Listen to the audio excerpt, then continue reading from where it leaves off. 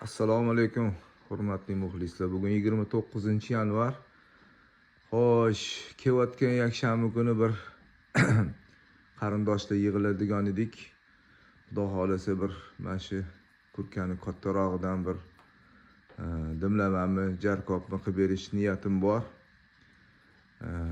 O'shanga bir kattarog'ini tanlab, hozir tortib, keyin tozalab bo'lgandan keyin yana bir tortib ko'rsatmoqchiman. O'zimga ham qiziq.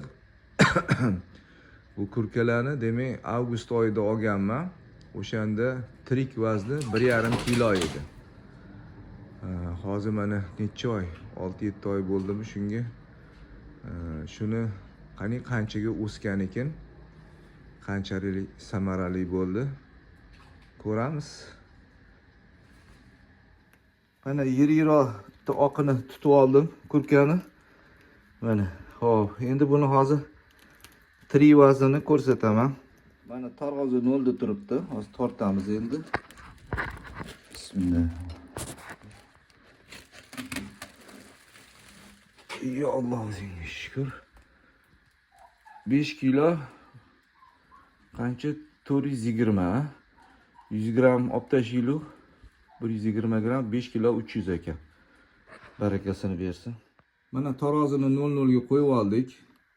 Endi mana kurkani yaxshilab tozaladik, ichlarini ham. Tog'orachaga solib qo'yganim sababi ozgina sel oqyotdi. Endi buni tortib ko'ramiz. Boya 5 kilo 300 chiqqan edi tirik vazni. Hozir endi mana 4 kilo 80 gram. Xo'p, demak 200 gram olib tashlasak tog'orachaga taxminan shu 3 kilo 900 chiqar ekan.